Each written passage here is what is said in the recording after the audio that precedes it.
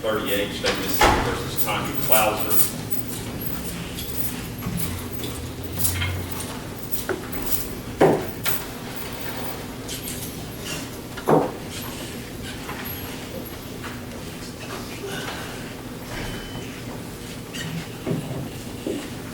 Klauser, if you'll please stand up by your turn.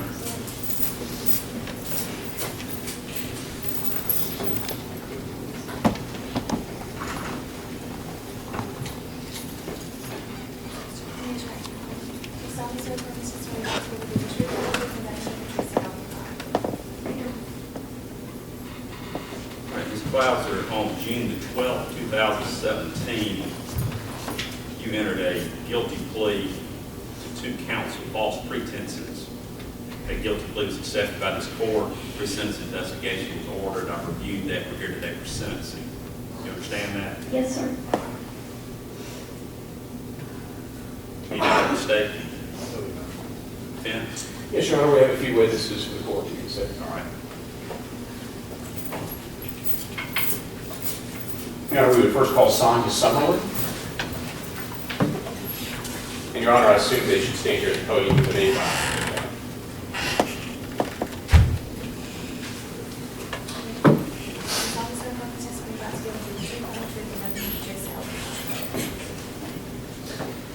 May I proceed, Your Honor? Yes.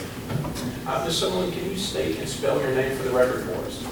Sonia Summerlin, Sonra, Sumerlin. Sonia, can you tell the judge what it is you do for a living? I am the outreach director for behavioral health with St. Dominic's Hospital. And what does that mean? What do you do every day there? I'm responsible for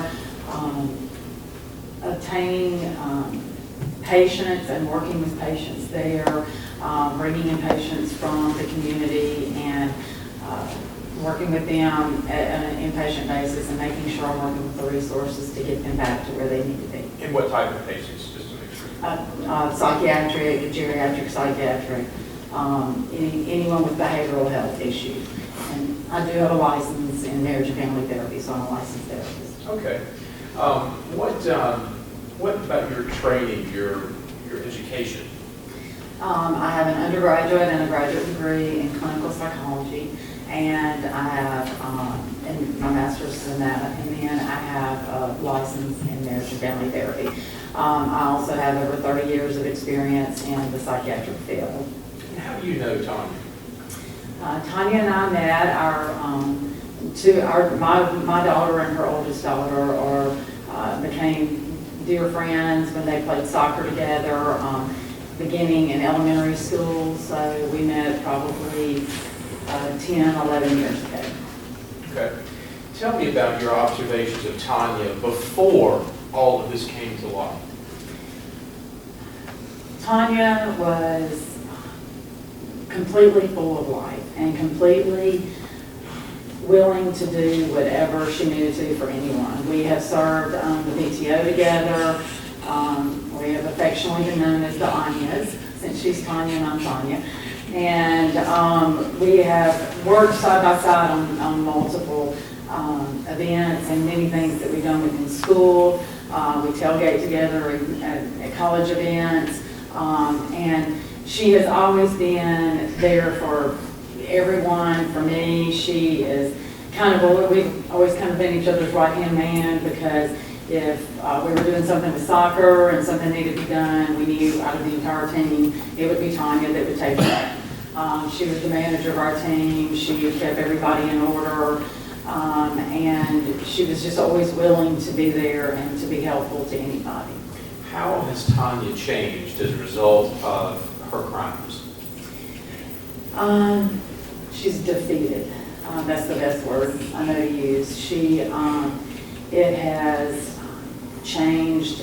It's just basically taken her personality and just squelched it. She is, I hate to use the word just whipped down, but she really is.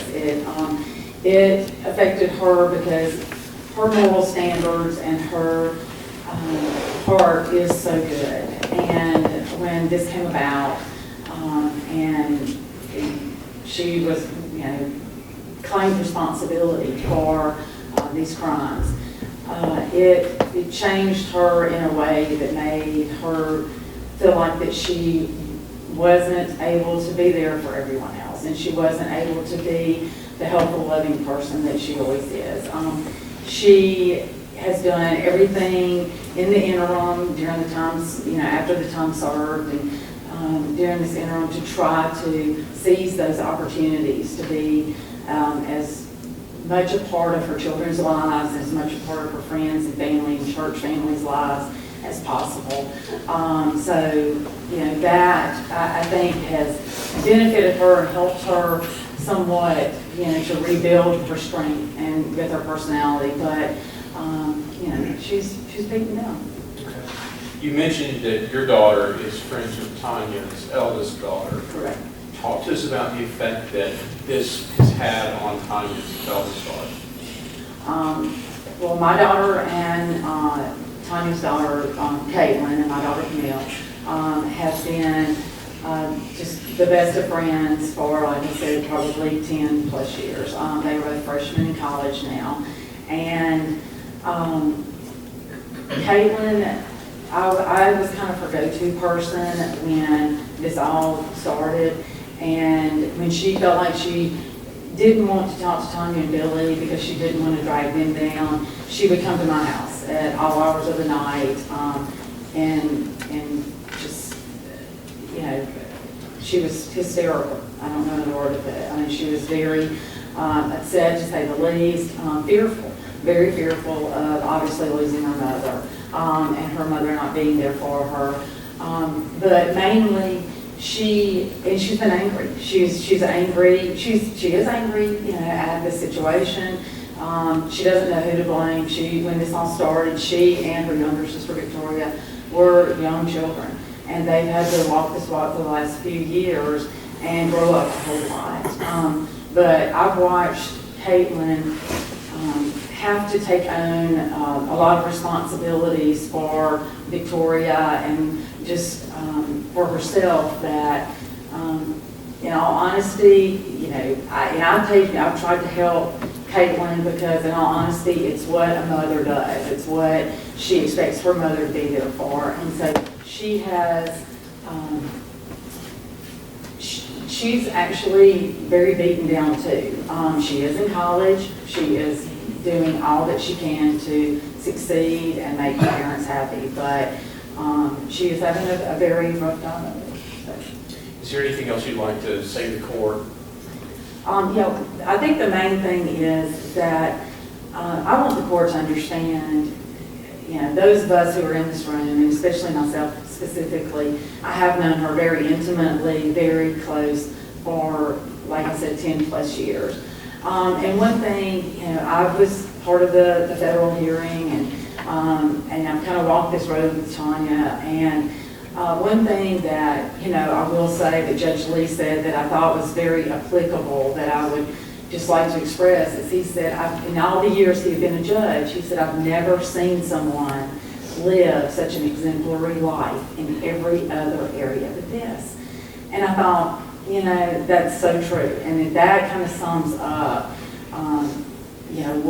what she did. I don't think anyone's discounting the wrongness of it. I think that, but it's, looking at the remainder of her life and what all she has to offer is something that I personally would want you and the court to take into consideration.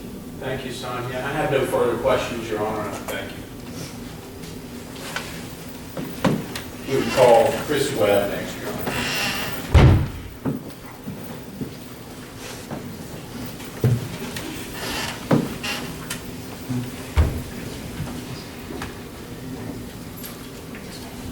Do you solemnly swear affirm the testimony about to give will be the truth, the whole truth, and nothing but the truth, so help you God? Okay. Chris, will make sure you speak up a little bit. Okay. This is a little low. May I proceed, Your Honor?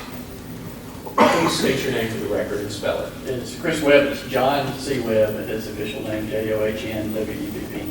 Okay. Now, Chris, tell us what it is you do for a living. I'm a counselor, licensed counselor, a therapist, and also a pastor at Baltimore Baptist Church in their counseling center, Center for Hope and Healing. How do you know Tanya? I was Tanya's therapist first, and then later Sunday school teacher or life group teacher for her in Belgium. Okay. You've had an opportunity to observe her during the course of these events and how she's changed. Tell the court about that. She came in first, obviously, we go through a crisis, no matter what, precipitated it, lots of confusion, lots of shock, and so we worked through that. And then began to kind of process what brought her to that point, how she got there. Really worked on character and faith, and recognized that there were some gaps there. And so we began to look at just what that was, and how do we shore that up, and how do we take responsibility, and what do we do from here moving forward, taking responsibility. One of those things we did right off the bat was connect her with another lady who led her through some Bible studies, mentor, someone who could kind of speak into that. She's here, Melissa Hudgens, for a year with her. I met with her weekly for a year, then every 2 to 3 weeks from that time moving forward. Okay. So you got to see her after she finished her federal prison term, and the person that she was then going forward. Tell us about her faith and how it changed, if it did. I think so. I mean, she was very active, did the Bible school thing, did Sunday school thing, but as far as very in-depth faith, maybe it was not as deep as it should have been. And so through that process, really, and with Melissa's help and just watching God move in her life, it was pretty crazy to the point now that she is kind of the person that I use like Melissa to speak in other people's lives. In fact, I plan to do that when this is all over with. But she has a lot to speak to now, having walked through some of this. And how do you repent? How do you kind of restore? How do you kind of, own up to this? Obviously, a lot of humility, a lot of things can come about when you have to face this sort of thing. And so she's done a phenomenal job of doing everything the Bible's called to do and the counseling that we want someone to do to make that change, to be different. And so I was fascinated. So after the sentencing and the first trial and all that was over, when she thought, we all thought this was done, she came back in and wanted to come back in for some sessions, and we processed a lot of that. And what was amazing is that her character didn't change a bit. It wasn't anything to do with, what we did before, just to that was indeed a complete change, because going forward, she was still the same person, still active, still that in-depth spiritual faith that I like to see in somebody. Good deal. I have nothing further, Jim. Next, I'll call Melissa Hudgens.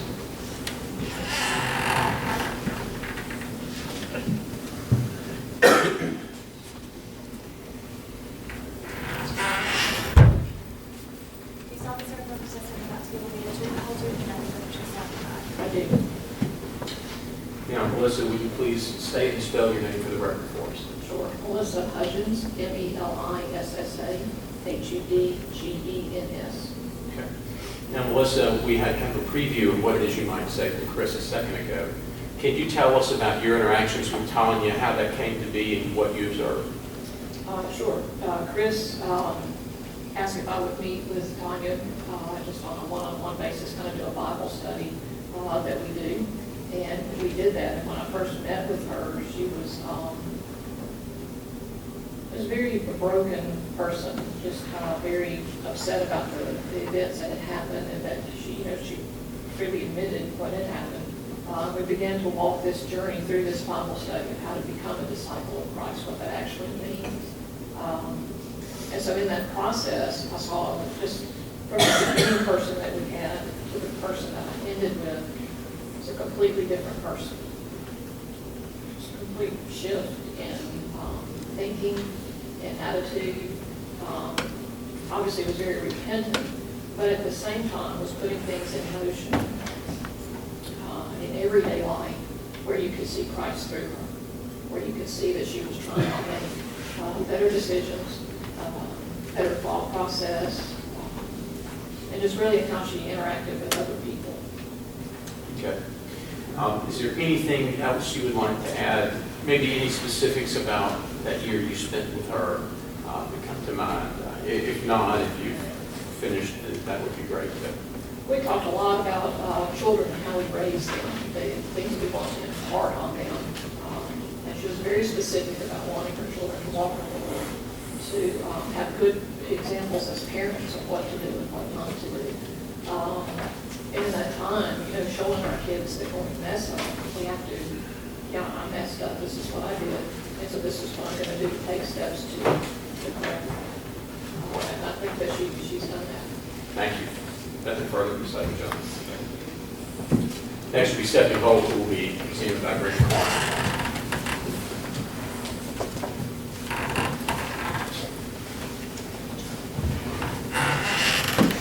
Someone swear affirm the testimony about to give the truth, whole truth, and nothing but the truth, so help you God. May I proceed now? Please state and spell your name for the court reporter. Stephanie Volk, STEPHANIE, VOLK. And Ms. Folk, what do you do for a living? I work in the counseling office at Johnstown High School. I do data entry there. How long have you known Ms. Klauser? We met Billy and Tanya about 25 years ago in the newlywed class at Colonial Heights Baptist Church. And we quickly became friends with them and have been ever since. And how would you describe the closeness of the relationship between your family and the Klauser family? Well, Tanya was at every one of my children's births. I was at every one of her children's births. We did baby showers for each other. We still celebrate Christmas Eve together as family. My daughter would help babysit her children, and for 7 years we were neighbors. We lived almost next door to each other. Over the 25 years that you have known Tanya, what have you observed about her character? Like the other ladies have said and men have said, she is just the most giving person you can imagine. She would literally give you the shirt off her back. She goes above and beyond to help people, and it's just one of her services of love is giving and caring for others. Can you give the court some specific examples of how she has served others?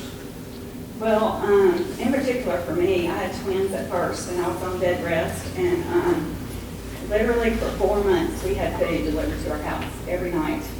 She had set that up, and this was time before internet and all that, access was done. She could call people, and they would come to our house and deliver. In that same Sunday school class, we had a young couple that had a baby, and the baby was diagnosed with leukemia at 11 months old. And we were trying to do some fundraisers, and it was Tanya that came up with the fundraiser, and she went to Walmart and got them to do a bake sale, and which is hard to do for corporate America to agree to do a bake sale for someone. But she brought that and collected goods. We were there. She continued that with that family. Every day she went to the hospital UMC, and she took them lunch, and she stayed with Morgan and brought Morgan so that the parents could have some relief. And she delivered food every night for them too. He would bring it to Tanya, and Tanya would take it down too. Now, you've been close with Tanya since 2013 when her crimes came to light. What have you observed about Tanya since then?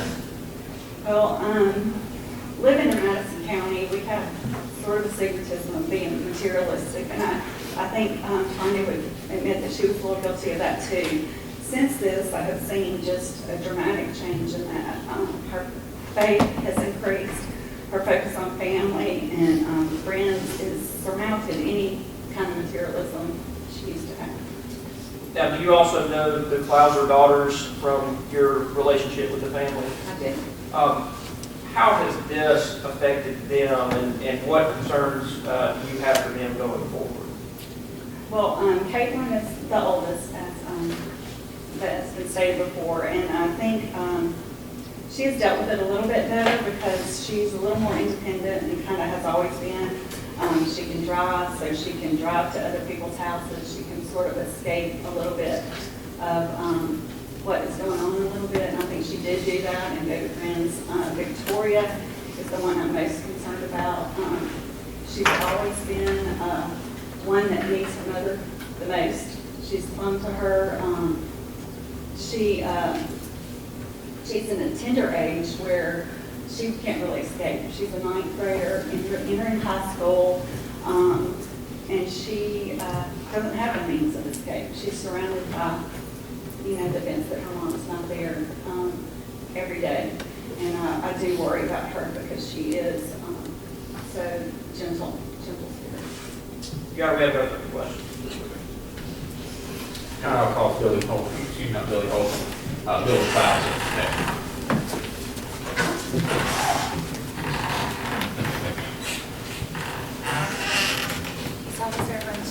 about table B, the $3 worth, and nothing but $3.75. Yeah, proceed, Your Honor. Billy, would you please state and spell your name for the record? My name is Billy Klauser, Billylykauser. And you are Tanya's husband, is that right? Yes. Can you tell the court what it is you do for a living? I'm the Chief of Economic Development Officer for the state of Mississippi. And, I understand some people might have some questions as to how this could go on in your household, you not know. Tell the court about the dynamic of the household there and who ran the finances. So we've been married over 25 years this past July, and Tanya has been the CPA, the accountant in our family, and she's always kept the books. I probably looked at the checkbook maybe once or twice right after we first got married. She's always taken care of it, always done it. She's always been responsible for doing it. I've never had to worry about it. Obviously, that's changed. Yes, it has. A lot of things have changed. Yes. Tell the court about what has changed in your life since that day in September 2013. Well, of course, our life was just thrown apart. The kids were really affected. Kate and Victoria both struggled through this time. We were all shocked that Tanya would make the bad decision and judgment that she made. It affected the kids. It affected her. She went into I would say almost close to depression. We got her counseling. We started getting the kids in counseling just to help alleviate some of that. She and I, Stephanie, missed maybe a little bit more material things than we should have. Our faith has grown through this. We reprioritize everything in our lives. That now it's our family and friends and kids and God first in our life. Tell me about your current living situation. How has that changed from what it was before? So due to the financial position we were in, my in-law sacrificed a lot for us, and we all ended up moving into a house together. We got a house where we all live together, and so we're all making sacrifices so that Tanya can, she was going to pay the restitution back, and so the sacrifices she can do that. You travel quite a bit with your job. Yes, sir. And you've got Victoria still at home. And so you're relying upon your in-laws to provide some child care for you. Yes. Is there anything you'd like to tell the court?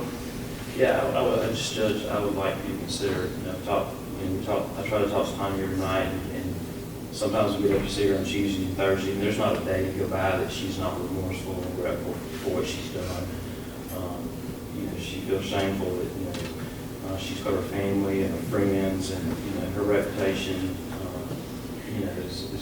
has been hurt.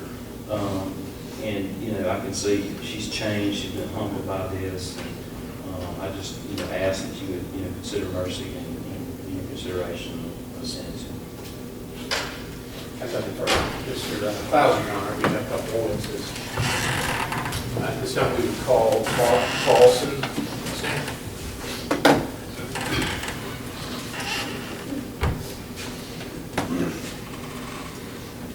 You solemnly swear affirm testimony about table B, the $3 worth, and nothing but $3.75. I do. May I proceed, Your Honor? Mark, can you state and spell your name for the record? Mark, M-A-R-K-C-A-R-L-S-O-N. And Mark, what is it that you do for a living? I'm an attorney in Madison. Okay. And where do you live? In Madison. Mark, you've had an opportunity to know the Klauser family for quite some time. Tell the court how you know the Klauser family. As stated by Stephanie, I first met Billy and Tanya Klauser as part of a young married Sunday school class that I was teaching at Colonial Heights Baptist Church. Okay. Tell me about your initial impressions of the Klausers. Well, we had a very active class, a very caring class, and Billy and Tanya were at every event. We would have monthly prayer times at our house where we would host the class, and over a time of prayer for any one of a number of things. I never recall them missing that. We took the class on multiple Experiencing God couples weekends. As I recall, the Klausers were at every one of those, and that entailed some traveling in places like Baton Rouge and Lafayette, Louisiana, maybe Memphis, Tennessee as well. you were, I think, perhaps the first person contacted by Tanya after she was confronted. Tell us about that. Well, the Klausers moved to Broadmoor Baptist Church several years ago, so I wasn't able to see them as often as I had. And although I had kept in contact with them, I received a call one evening about 4 p.m. and Tanya was in tears and wanted to come by and speak. So she came by the office and we spoke. And I had not seen Tanya in a couple of years, but this was a completely broken person that presented herself to me that evening. I recommended a couple of attorneys, one from the civil side and another from the criminal side that she could speak to because I was too close to the family and criminal law is not my area of law. Certainly. So what did you see in the aftermath of that September day, 2013? Tanya never denied the poor choices that she made. There was always contrition. There was always concern. There was always brokenness. I saw a person who I'd spent a lot of time with. In fact, I didn't say this earlier, but we had even vacationed together as a couple when my boys were young and before Tanya and Billy had the girls. But Tanya was a completely broken person. They say the bottom is a bad place, and she's been at the bottom for quite some time. Although I always believed that Tanya had a very strong Christian character, I think God has taken her to a place that she never dreamed she would go. She has never, as I've said, she has never denied the choice she made. She has never denied that that was wrong. And throughout this process, but I've also seen her grow. I've been able to visit her while she's been incarcerated in the Madison County Jail, which, as everyone in this courtroom knows or should know, is not a pleasant place. But she has paid that debt in terms of serving that time and also serving that time in the federal system as well. And I think the profound change in her has taken her to a place in her relationship with God that she never dreamed she would have to go. And that unless you've been through it, you really don't understand how broken she is and how sorry she is for what happened. Okay. Mark, you have a little bit better understanding of the criminal justice system than any of the witnesses we've called thus far, and at least its aims. Tell us what you think would be appropriate here. Well, I was with her during the sentencing with Judge Lee, and as the court knows, as this court is, he's a very respected jurist. And I know that he made the statement that this was the most difficult case he'd ever seen because in light of what was said by Sonia, I believe, that he's never seen a person whose life showed one thing and whose character, based upon the people that know her and the people that testified on her behalf and wrote letters as far as the pre-sentencing investigation, and then the very horrible choice that she made.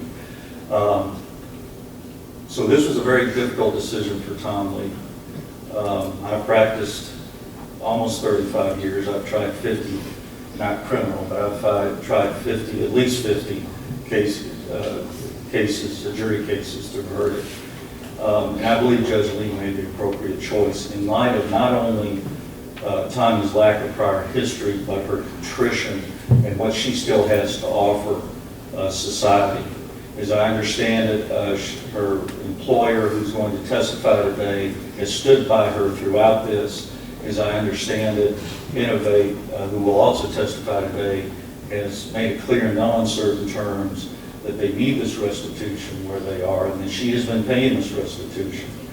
I think that's something the court should take into consideration, along with the fact that I think when justice is served in this case, we have to look at the person, we have to look at the crime. I'm not a criminal defense lawyer, I'm not a prosecutor. I did have some questions about considering the dual sovereignty that this court has, this jurisdiction has with the federal jurisdiction, in terms of how that would work. But she has served time in the federal jurisdiction. She is making restitution. She has proved she can do the job that she's been given. She has oversight in the job that she's been given. We're going to hear from her employer. Her family needs her. Her church needs her. The Lord needs her. And although he doesn't need her, he has something for her to do. Your Honor, I would say that if the court would strongly consider house arrest, she served time in the federal system. She served time for 2.5 months in a very, very difficult situation. Every time I visited her, or the times I visited her, she's been completely broken when I visited her over in the Madison County Jail. There's no equivocating or equivocation on her part that what she did was wrong. It was a bad choice. But I believe strongly, Your Honor, that a justice has been served in this case, and that the interests of Madison County will be served if the court will strongly consider and give her house arrest. Thank you, Mark. Thank you. No further questions for Mr. Carlson. At this time, we call Jana McDonald.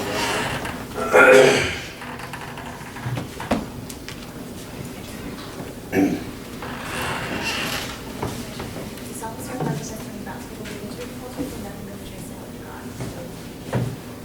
Jana, can I get you to state and spell your name for the record? Jana McDonald, JANMCDONNELL.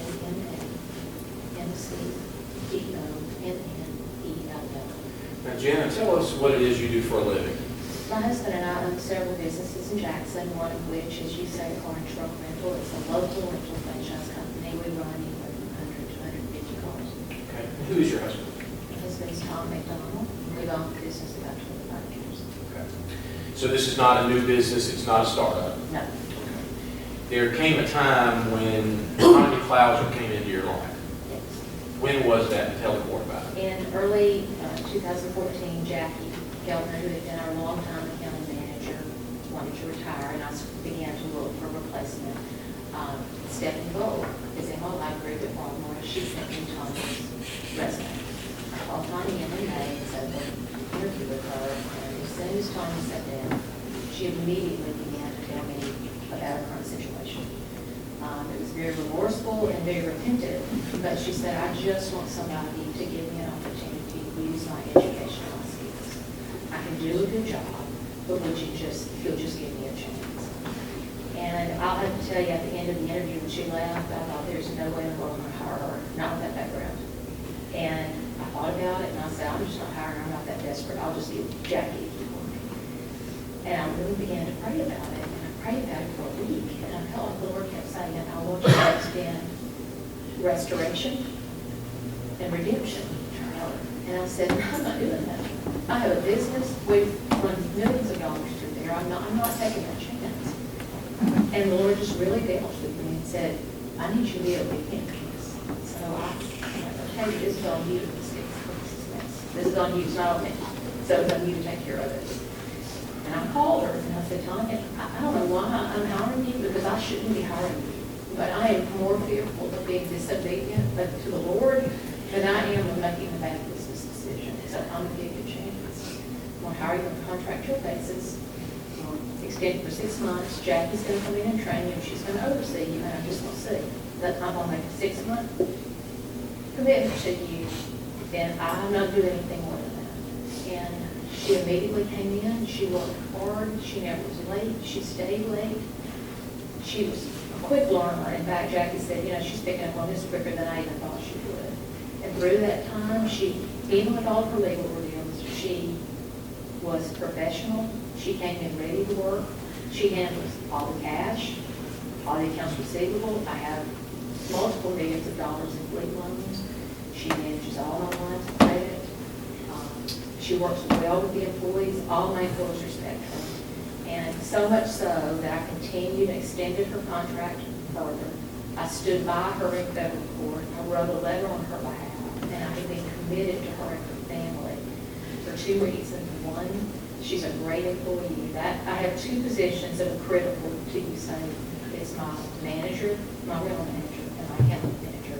And I only have 4 other employees. So her being out, I have to come in and step in. And Jackie, out of the goodness of her heart, has come back out of retirement because she is dedicated to my business, but also to Tanya. So she's a good worker, and that's why I stuck with her through this federal situation, and we made it work.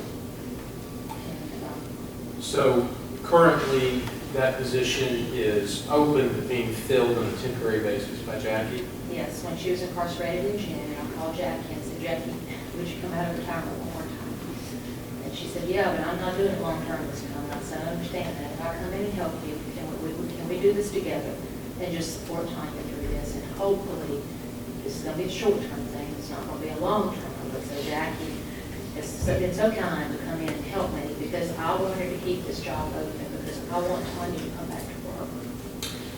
Currently, she's making approximately $43,000 a year. Okay. And that job is there for her.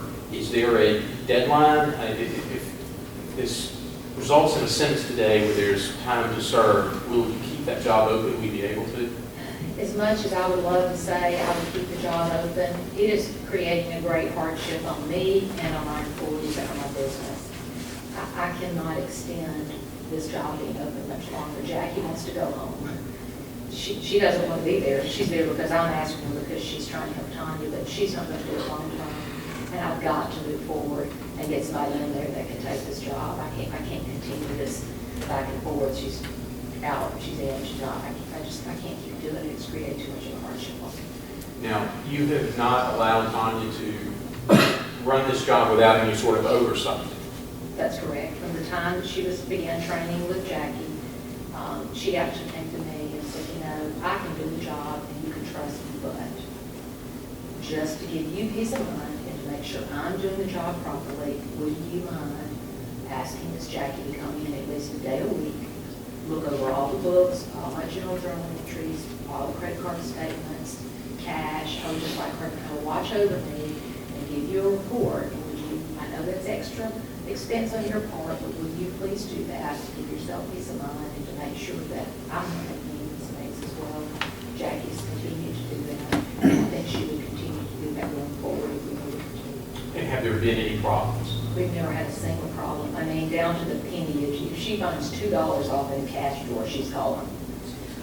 She's been very careful, almost overly so, like calling me, you need to come down and look at this, I'm not sure. Even say, look, we've got a Corporate American Express that we use for, obviously, for different things. And she's like, I don't even want it in my office. You put it in the general, the manager's office, I don't even want it to be me.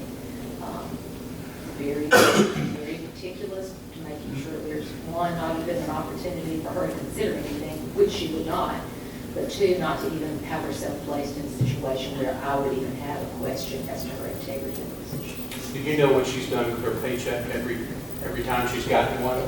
I know she's had to take leave before. She has to go down once a month or twice a month, I can't remember now, and turn over her check to the court, I believe, just to take it someplace, because she has to take off work to go down to it. That's her entire check? Yes. It's restitution to Innovate? Yes. I don't have anything else, Jan, unless you want to add something. The only thing I would want to say is Tanya's been a great employee for me, and it's been a hardship on me, but it's been worth it because I feel like I've served and done what the Lord's asked me to do. And I would ask for you to consider allowing her to come back to work. It's a hardship on me to train somebody else because it's going to take a couple of months to get them up and running. It's a hardship on Jackie to come back and have to do that. Tanya's good at her job. She's very skilled and she knows what she's doing and she wants to do her job. I would want her to come back. I can't keep waiting for her to come back, but I want her to come back. I'm asking you if there's any way possible in your heart, would you please give her a sentence that will allow her to come back to work quickly so that we can move forward with what we have to do. I don't want to have to look for anybody else. I want Tanya in that position. I know that's where she's supposed to be, but I find myself in a difficult position. I can't keep waiting, but I want support. So I'm asking you, would you just please have some mercy on her and me and go back to work. Thank you, Jim. I have nothing further for Mr. McDonald. I do have two witnesses, one would be Ms. Klauser. So, Tanya, keep it.